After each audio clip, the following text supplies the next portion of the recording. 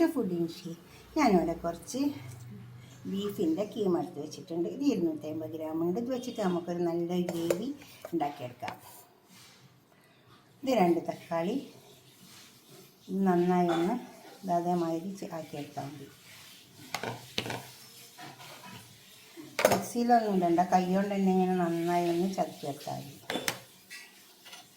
ഇഞ്ചി വെളുത്തുള്ളി,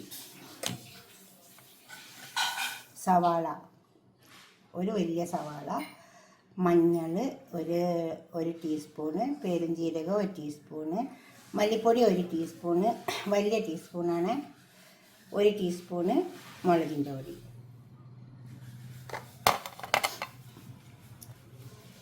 കുറച്ച് പീസ്, ഇതൊരു 1/4 കപ്പുണ്ട്. ഇത് ഫ്രോസനാണ്. അതുപോലെ ഇത് പീസ് ഒരു 1/2 കപ്പുണ്ട്, 1/4 കപ്പ് കോണുണ്ട്. ഇതും ഫ്രോസനാണ്. നമുക്കിതൊരു കറി വെച്ചെടുക്കാം. നല്ലൊരു ഗ്രേവി ഉണ്ടാക്കിയെടുക്കാം. കുക്കർ അടുപ്പത്ത് വെച്ചിട്ട് ഓയിൽ ഒഴിച്ച് കൊടുത്തിട്ടുണ്ട്. ചൂടായി വന്നിട്ടുണ്ട്. സവാളയിലേക്ക് ഇട്ട് കൊടുക്കാം.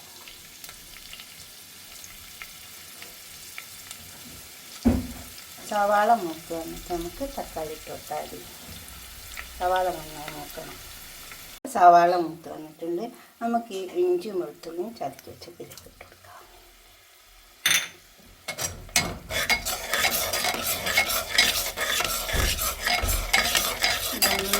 പച്ചമണമാണ് ഇഞ്ചിൻ്റെ വെളുത്തുള്ളിൻ്റെ.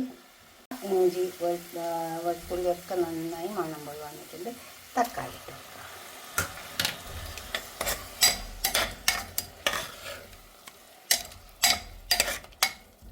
തക്കാളിയുടെ കൂടെ തന്നെ നമുക്ക് മസാല ഇട്ട് കൊടുക്കാം. ഇതൊക്കെ ഓരോ ടേബിൾ സ്പൂണാണ്.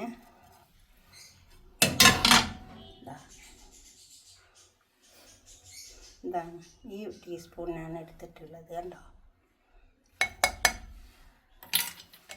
250 കീമ. ഇതൊന്ന് തക്കാളി ഇതൊക്കെ പാടതിൽ കിടന്ന് മൂത്ത് വരട്ടെ. കണ്ടോ, ഇതൊക്കെ നല്ലോണം മുരിഞ്ഞാണ്. എങ്കിൽ നമുക്ക് കീമ ചേർക്കാം.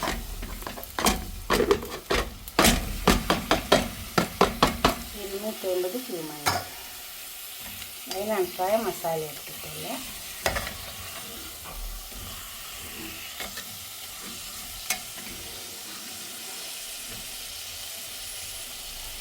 ഉപ്പിട്ട് കൊടുക്കാം.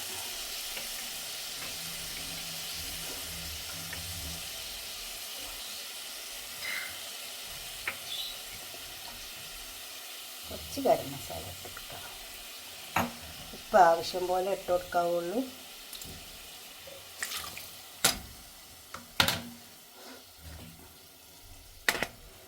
ഫ്രോസൻ എല്ലാം ഇട്ട് കൊടുക്കാം. ഒക്കെ അതേമാതിരി കുറേശ്ശെ എടുത്താൽ മതി.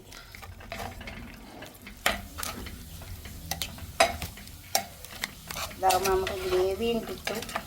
ചപ്പാത്തിക്കോ പൂരിക്കോ എന്തിനും വേണമെങ്കിലും കഴിക്കാൻ പറ്റും. നോമ്പുള്ളവർക്കും ഇല്ലാത്തവർക്കും ഒക്കെ പറ്റും. കണ്ടോ, നമുക്കിങ്ങനെ ക്ലോസ് ചെയ്ത് കൊടുക്കാം.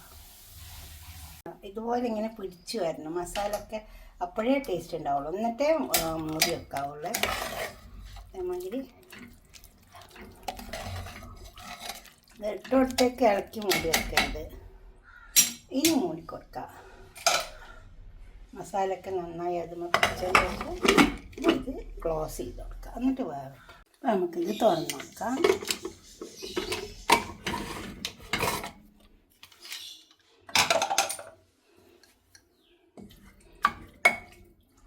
ഇത് തയ്യാറായി വന്നിട്ടുണ്ട്. ഇനി ഇതൊന്നും ചെയ്യേണ്ട ആവശ്യമില്ല. നമുക്കിത് പാത്രത്തിലേക്ക് സെർവ് ചെയ്യാം.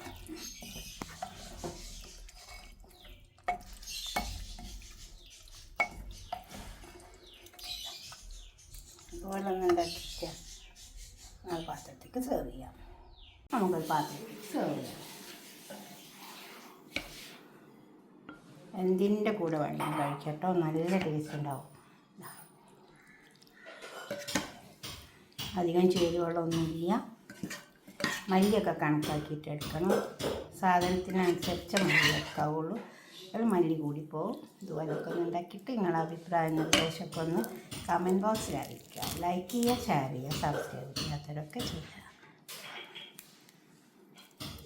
അടുത്തൊരു വീഡിയോ ആയിട്ട് നമുക്ക് പിന്നെ കാണാം. ബൈ.